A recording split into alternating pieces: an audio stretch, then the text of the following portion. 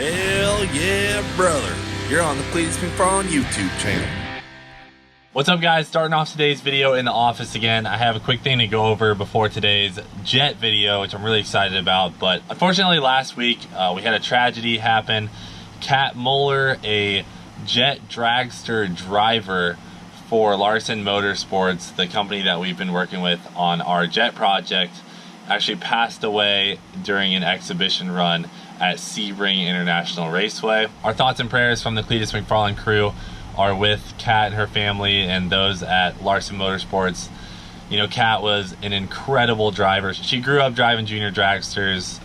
Not only was she a great driver, just a great person. I mean, her personality was amazing. So good to her fans, and this is actually her 5th season racing at Larson Motorsports, and she's a very experienced racer. And a lot of you guys were emailing and commenting about the accident, and I kind of wanted to clear the air about our project and what's going to be happening. So this morning I spoke with Chris Larson to make sure that I kind of talk to you guys about this in the most respectful way possible. I want to make sure I have my facts correct, and Chris told me that the Highlands County Sheriff's report was actually the most accurate thing you guys can read, and I'll put the link to that in my description below. So I'm not going to go into great detail, but I want you guys to know that this was not a jet engine related incident. This was a racing accident, is I guess the only way to put it. The car actually struck a piece of timing equipment on the track, and the debris is what caused this tragedy, and that's all there is to it. You can read the statement below. And it was just an extremely unfortunate series of events. That being said, a lot of you guys are asking if Larson's going to stay around and continue with our project, and Larson Motorsports is staying on with our project, and they are going to help us. They are staying in business, and we plan to continue with the project. We will be doing the jet car. We will make it happen, and we will freaking let it rip in Kat's name. She was an incredible person, like I said. If you guys could just take a second today to, say a prayer for their family. That's gonna be it for that, guys. If you guys have any more questions, you're more than welcome to email me and ask me personally. May Kat rest in peace. Hopefully she is in heaven, racing, letting it rip as she always loved to do. But let's head up to ProFab. It is time to update you guys on freaking Mullet the jet car, because man, have we made some progress. I've never seen the lift move so slow. I think we've definitely lightened this thing up a notch. All these carbon fiber panels. Yeah. You mean triple layer steel?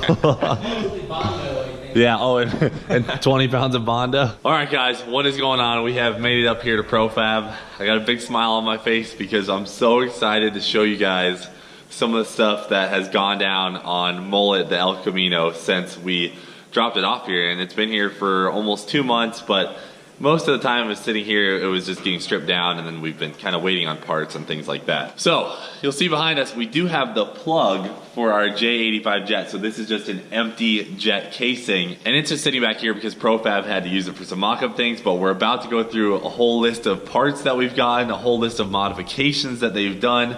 A lot of fabricating has already gone down, so let's get to it. Cooper and I just kind of got the walkthrough because we haven't been able to contribute much, as this is just straight up fabrication work and needs to be done by some professionals. So ProFab's been going at it. This is way over our heads. Yeah, this is way over our heads. So let's talk about the jet first. So the jet casing is still sitting back here. The reason we brought it up here is because it's important to see how this air intake is going to work. And Chris Larson actually came to the shop just a couple of weeks ago to kind of figure out how we're going to get this thing enough air to breathe when it's making full power. So if you guys remember, the reason we got the El Camino is because we needed a nice long vehicle, and we wanted to have room between where the jet sits and have enough space so that off the back of the jet there was at least 3 or 4 inches to where the back axle is, because the jet has to be in front of the back axle. It's just the dynamic of how this thing is going to put down the power. It's only safe to have the jet in front of the rear axle. So we got the jet up in there, and it's really just too tight.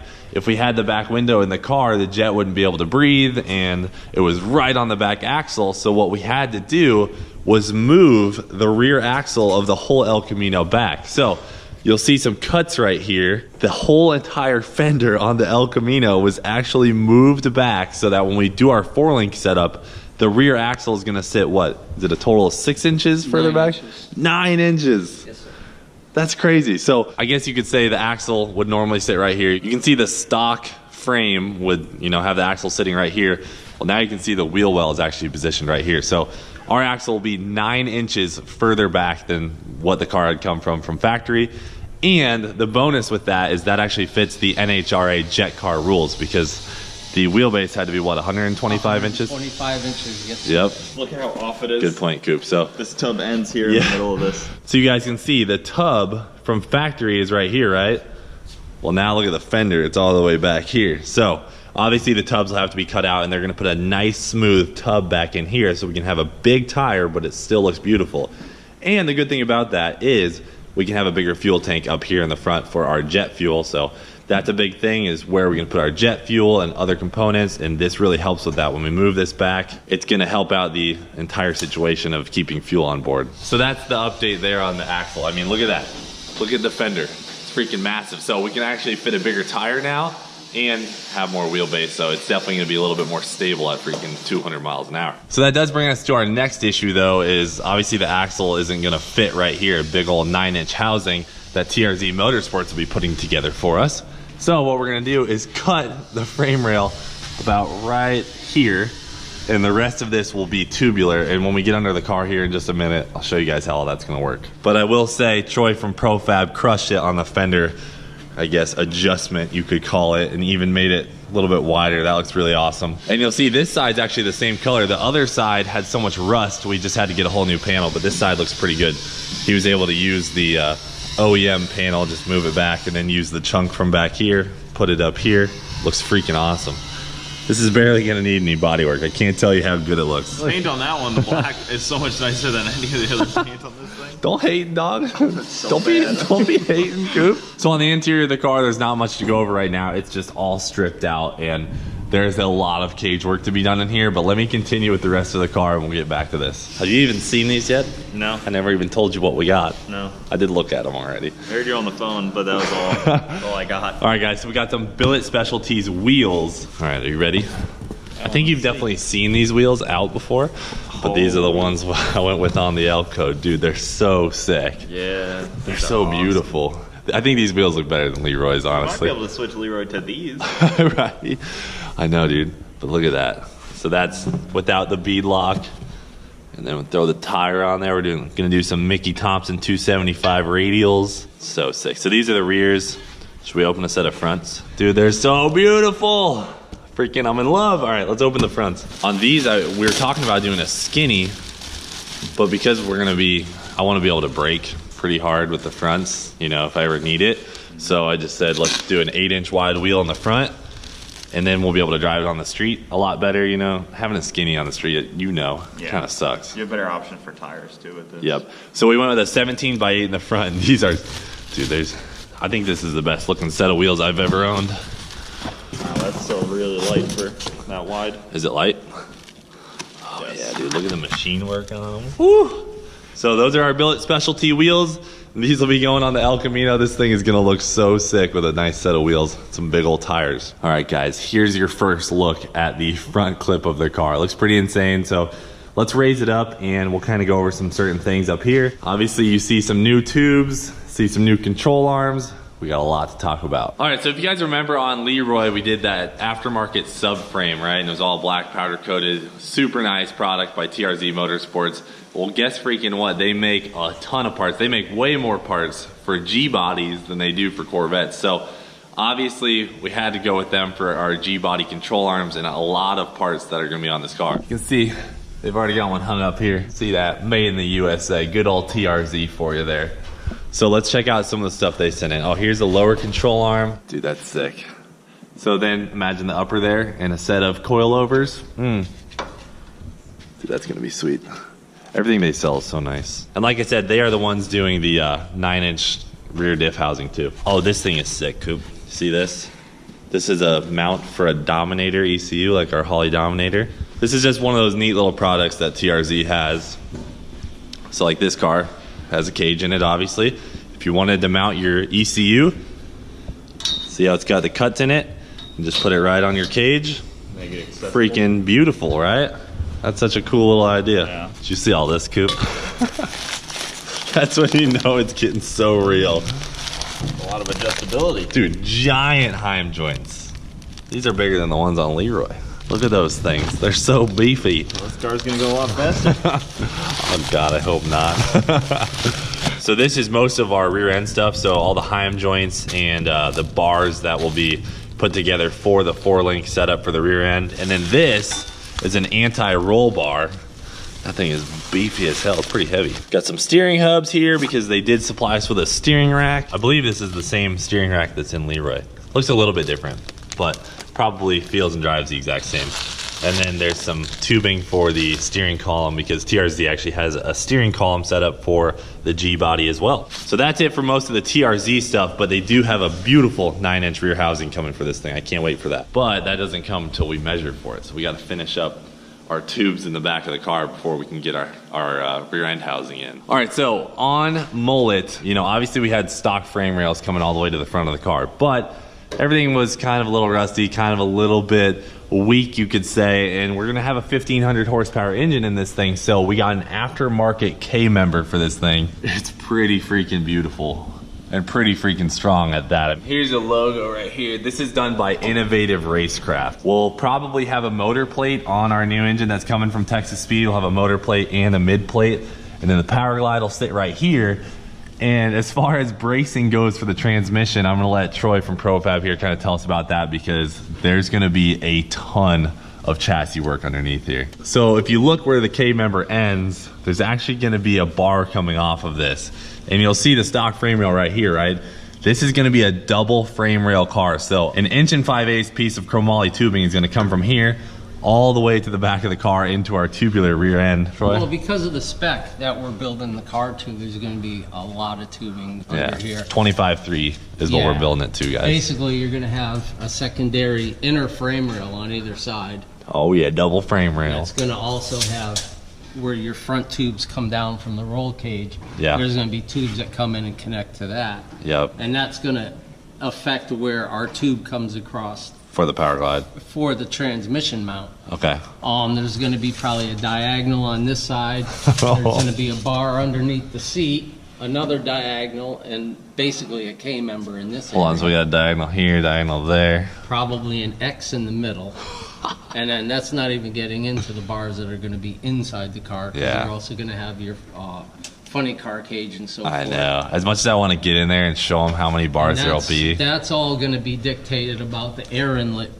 Yeah. For the jet that we have to take into consideration in this particular application. Maybe we should tell them a little bit about how we're doing the jet inlet now, because that's pretty exciting. The jet inlet is going to be pretty crazy because we've decided about the only place we're going to be able to get clean air is from the windshield. So the driver's half of the windshield will actually have a windshield.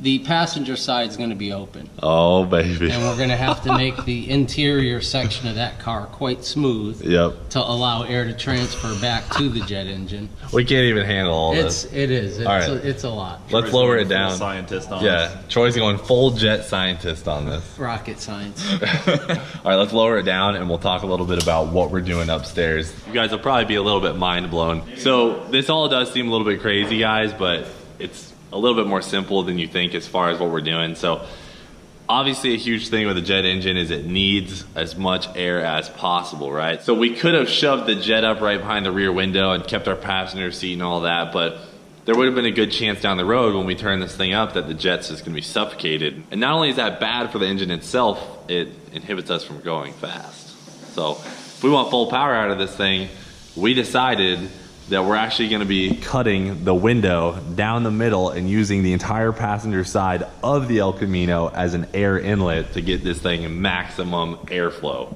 So that won't change much as far as how the chassis work will be done. So they will be doing the cage just like if I guess it was a normal race car. Pretty much. And all the bars will still exist as far as coming onto this side of the car, but the windshield is gonna stop right here in the middle, and then this is gonna be an open air cabin. So what this will probably be, big air inlet here, and then this will be cut out down further so that the jet can get some air. And then everything else is gonna be panels. This side of the driver's compartment is gonna be a piece of Lexan. So I'll be visibility, but also to direct the air towards the jet engine. Yeah, so guys, if you heard Troy right, there will be a wall there of Lexan. So I'll still be able to see over here, but I'll be protected as a driver from anything that could happen in here, and also be completely closed off from any elements behind me as far as fuel in the jet. So we'll have a wall behind me and along the side here. This thing is unreal. This is by far like the coolest thing we've ever built. I'm so excited. The problem is it's so far away, like it's hard to put into perspective just how cool this thing is, but I'm just... Yeah, it's in such like a shambles right now. It's so early.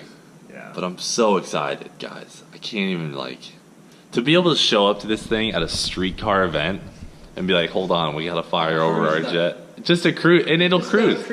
And it'll have a fully dressed, ready to rip jet engine on the back. You can drive it down the street. Yeah.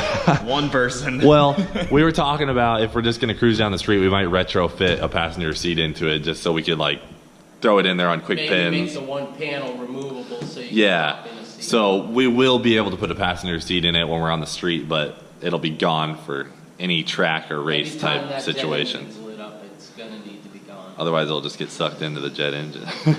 So once our LS engine is all addressed and put in there, they can start fitting the bars underneath the car and building the cross member for the transmission. So that's kind of our biggest holdup right now, but we are getting everything rolling, and this thing will probably be out of here in, I don't know, I'd say a month or two. It's not going to be quick, but it is moving along in a timely fashion. All right, guys, so that's going to finish it off. I know it's a ton to take in, but you guys are all smart dudes, and you guys can realize a lot of the stuff that's going on here is tough work, and it takes a lot of precision, and the guys here at ProFab are experts. You guys have seen what they've done with Leroy, and I mean, their race cars.